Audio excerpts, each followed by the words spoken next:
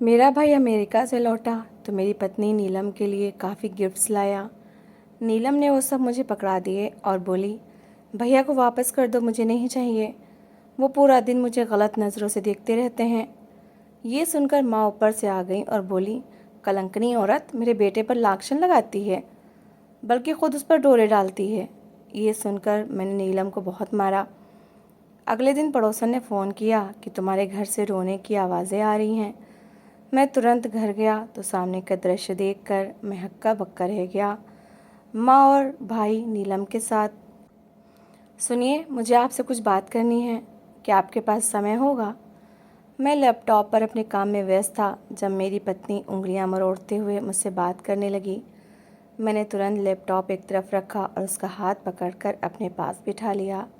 हाँ प्रिय, बिल्कुल समय है, बताओ क्या बात करनी है, मैंने कोमल स्वर में कहा ताकि उसकी घबराहट कम हो सके।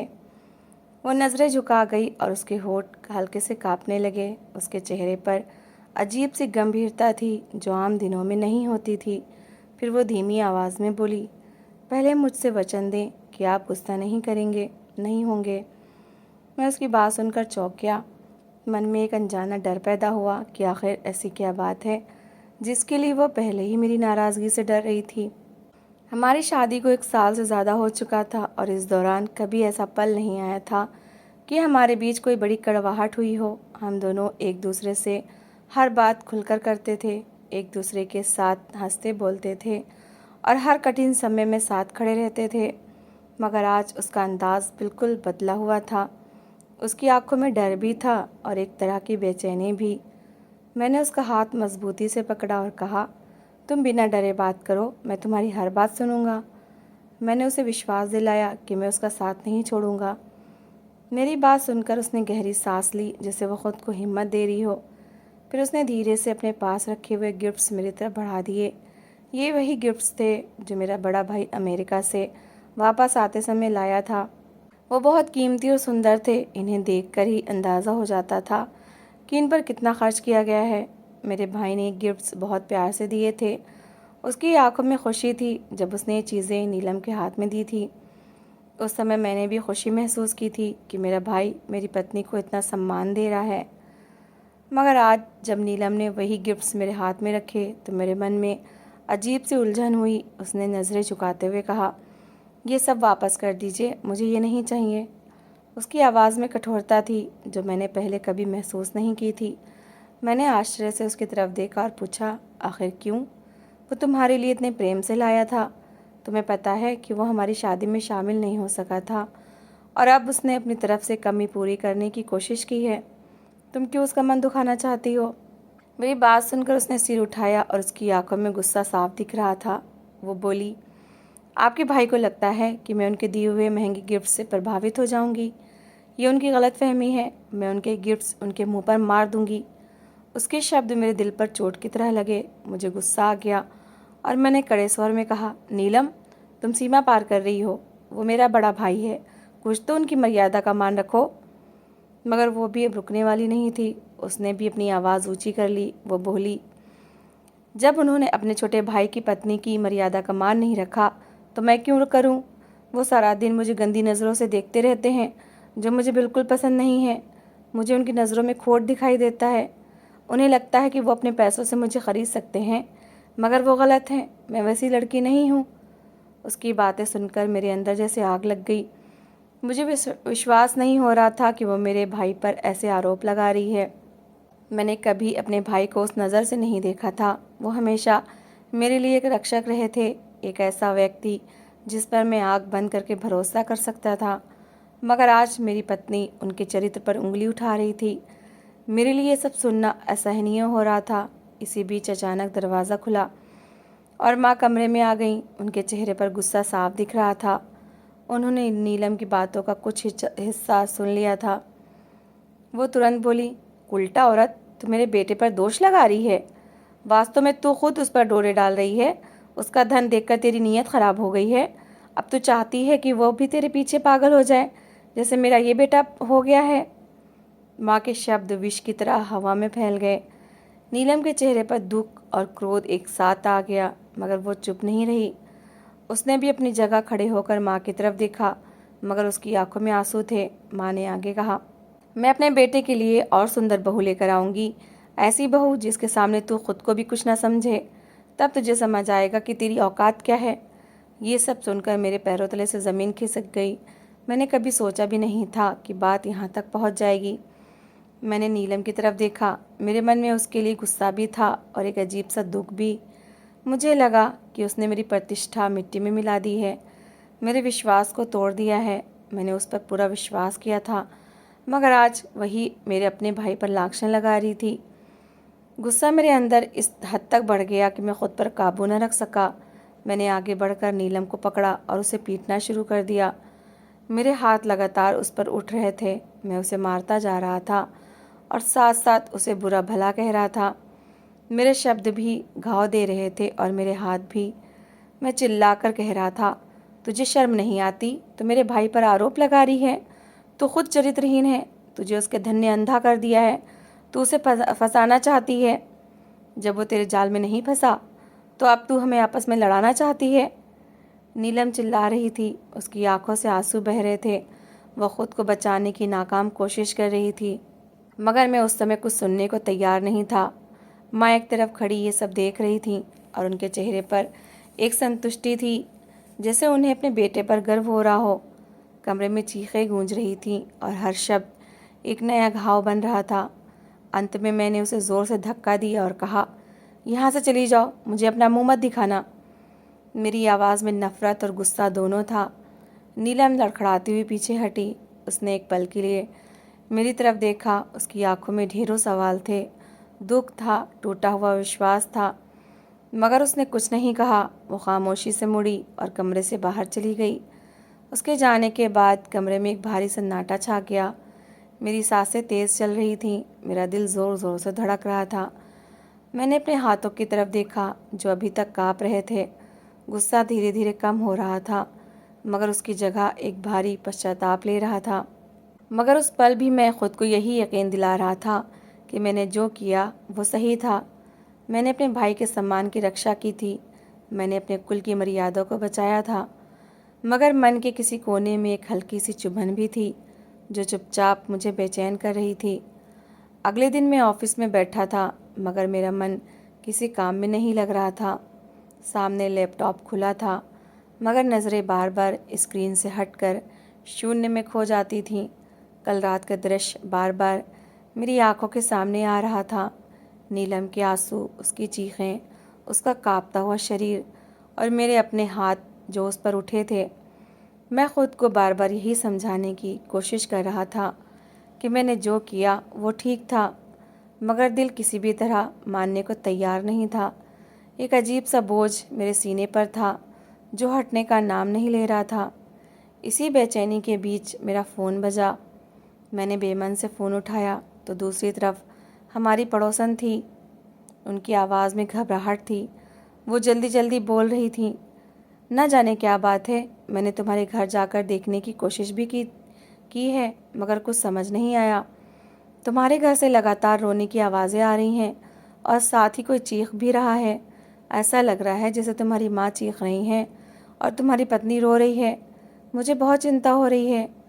अच्छा यही है कि तुम फ़ौरन घर आकर देखो। उनकी बात सुनकर मेरे हाथ से फ़ोन लगभग छूट गया। मेरा दिल ज़ोर ज़ोर से धड़कने लगा। एक पल के लिए मुझे कुछ समझ नहीं आया कि क्या करूं। फिर मैंने बिना कुछ सोचे समझे फ़ौरन कुर्सी से उठकर बाहर की तरफ दौड़ लगा दी। मेरा दिमाग सुन्न हो चुका था और दिल में अजीब सा डर बैठ गया था। रास्ते भर मेरे मन में सिर्फ एक ही बात गूंज रही थी कि आखिर घर में क्या हो रहा होगा। मैं तेज़ी से घर पहुंचा और दरवाजे को धक्का देकर अंदर गया। वहां का दृश्य देखकर मैं स्तब्ध रह गया। मेरे पैर जैसे ज़मीन में धंस गए हों। सामने माँ नीलम को बुरी तरह पीट रही थीं। उनके हाथ लगातार उस पर उठ रहे थे। नीलम ज़मीन पर गिरी हुई थी और ख़ुद को बचाने की कोशिश कर रही थी। उसके बाल बिखरे हुए थे और चेहरा आंसुओं से भीगा था। उसकी सिसकियाँ पूरे कमरे में गूंज रही थीं और दूसरी तरफ मेरा भाई खड़ा था। वो बिल्कुल चुपचाप ये सब देख रहा था। उसके चेहरे पर एक अजीब सी शांति थी, जैसे उसे इस दृश्य से कोई फ़र्क ही नहीं पड़ रहा हो। बल्कि उसकी आंखों में वही अजीब सी चमक थी, वही वहशत, वही हवस जिसका जिक्र नीलम कल कर रही थी। उस पल मेरे दिमाग में जैसे कुछ टूट गया। कल की हर बात एक एक करके मेरे सामने स्पष्ट होने लगी। मैं फ़ौरन आगे बढ़ा और माँ के हाथ से नीलम को छुड़ाया। मैंने उसे अपनी तरफ खींच लिया और गुस्से से कहा, माँ, आप ये क्या कर रही हैं? आप इसे क्यों मार रही हैं? मेरी आवाज़ में गुस्सा भी था और आश्चर्य भी। माँ ने तीखे स्वर में कहा, इसने तुम्हारे भाई पर आरोप लगाया है। मैं इसे एक पल भी अपने घर में बर्दाश्त नहीं कर सकती। मैंने हैरत से कहा, वो बात तो कल ख़त्म हो गई थी। मगर माँ ने कठोरता से कहा, मेरे लिए वो बात ख़त्म नहीं हुई। मुझे इसका अस्तित्व ही पसंद नहीं है। इसकी शक्ल देखकर मेरा खून खौलने लगता है। मैं इसे इस घर में नहीं रहने दूंगी। इसी बीच मेरा भाई भी मेरे पास आ गया। उसके चेहरे पर एक बनावटी गंभीरता थी। वो बड़े विनम्र स्वर में बोला, देखो, ये हमारे कुल की प्रतिष्ठा का सवाल है। तुम्हारी पत्नी मुझ पर आरोप लगा रही है, मगर मैं तुम्हारा घर ख़राब नहीं करना चाहता। अगर मेरी वजह से समस्या हो रही है तो मैं वापस चला जाता हूँ। मैं कभी यहाँ नहीं आऊँगा। बस तुम अपनी पत्नी के साथ संबंध खराब मत करो। उसकी बातें सुनकर मैंने उसकी तरफ ध्यान से देखा। उसके शब्दों में नरमी थी, मगर आंखों में वही कपट अभी भी मौजूद था। मैं भी उसकी हर हरकत को ध्यान से देख रहा था। उसकी हर अदा मुझे संदिग्ध लग रही थी। मैंने एक पल के लिए भी कुछ नहीं कहा, बस खामोशी से नीलम को सहारा दिया और उसे अपने कमरे में ले आया। कमरे में आकर मैंने उसे बिस्तर पर बिठाया। वो बुरी तरह काँप रही थी। उसकी सांसें तेज़ थी। वो मुझसे लिपट गई और रोते हुए बार बार कहने लगी, मुझे छोड़ मत दीजिएगा। मैं बुरी नहीं हूँ, मैं सच कह रही हूँ। उसकी आवाज़ में इतना दर्द था कि मेरा दिल काँप गया। मैंने पहली बार उसकी बातों को गंभीरता से महसूस किया। मैंने उसे चुप कराया और ढांढस बंधाया। उसके सिर पर हाथ फेरा, मगर मेरे अपने अंदर एक तूफ़ान था। कुछ देर बाद मैंने उसे आराम करने को कहा और ख़ुद कमरे से बाहर निकल आया। मैंने सोचा इसके लिए कुछ जूस ले आऊं, क्योंकि उसकी हालत वाकई ख़राब थी।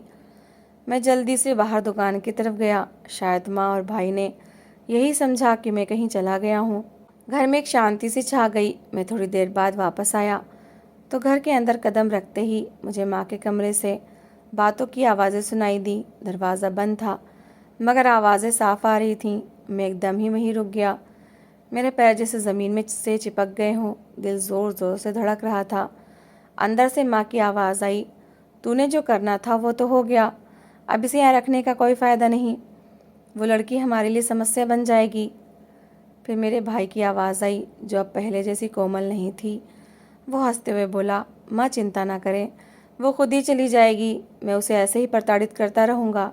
वो ज़्यादा दिन सहन नहीं कर पाएगी। माँ ने थोड़े गुस्से से कहा, मगर इसने जो आरोप लगाया है उसका क्या? लोग अगर सुन लेंगे तो हमारी थू-थू हो जाएगी। इस पर वो बोला, कौन विश्वास करेगा इसकी बात पर? सब यही कहेंगे कि वो खुद ख़राब है। आपने कल देखा नहीं कि भाई ने भी इसकी बात पर विश्वास नहीं किया और इसे पीटा।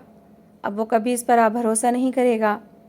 ये शब्द सुनकर मेरी सांस रुक गई। मेरे हाथ में जूस का डिब्बा ज़मीन पर गिर गया। मेरे पैरों के नीचे से सचमुच ज़मीन निकल गई थी। मुझे ऐसा लगा जैसे किसी ने मेरे कानों में पिघला हुआ शीशा डाल दिया हो। हर बात अब साफ हो चुकी थी। नीलम सच कह रही थी और मैंने उसके साथ क्या किया। मेरी आंखों के सामने कल का दृश्य घूम गया, जब मैंने उसे बहुत मारा था। उसके आंसू, उसकी पुकार और मेरा अंधा गुस्सा। मुझे अपने आप से नफरत होने लगी।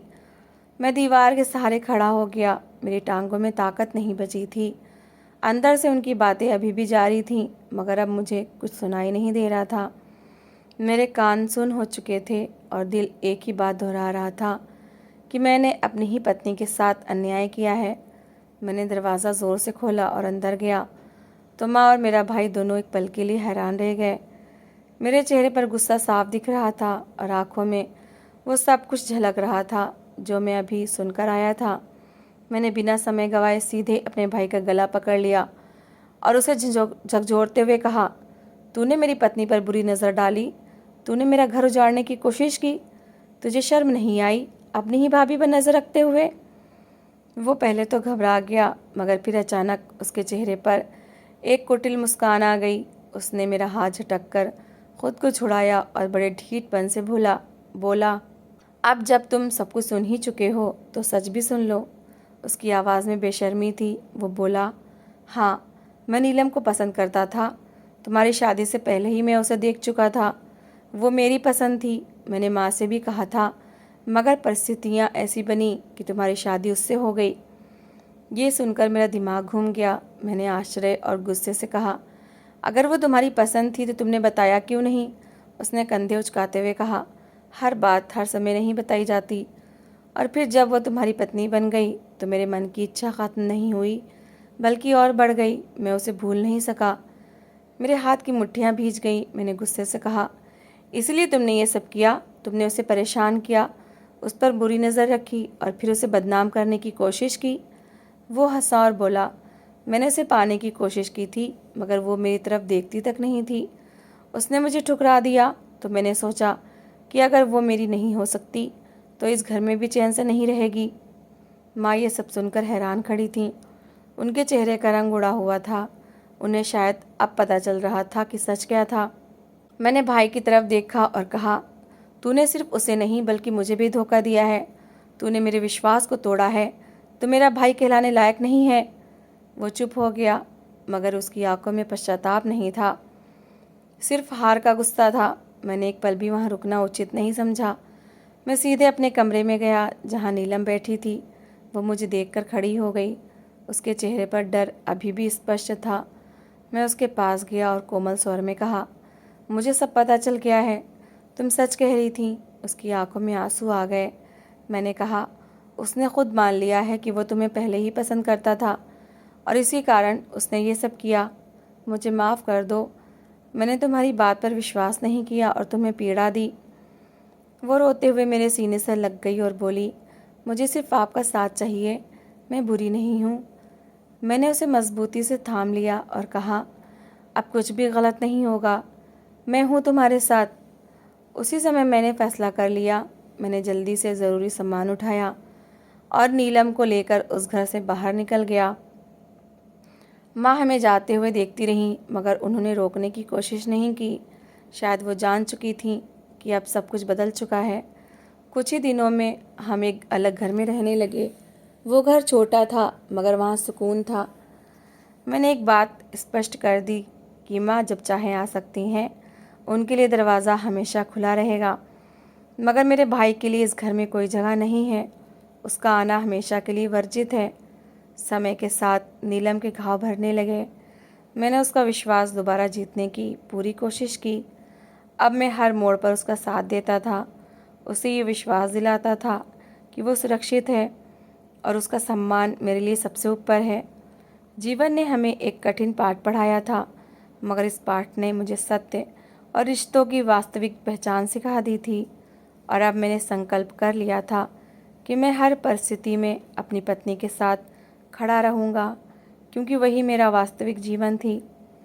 तो दोस्तों, इस कहानी को लेकर आपकी क्या राय है, कमेंट बॉक्स में ज़रूर बताएं। और अगर आपको हमारी आज की कहानी अच्छी लगी हो तो प्लीज़ इसे लाइक ज़रूर करें। अगर आपने अभी तक हमारे चैनल को सब्सक्राइब नहीं किया तो ज़रूर कर लीजिए। तो मिलते हैं ऐसी ही एक और मोटिवेशनल कहानी के साथ। Thanks for watching.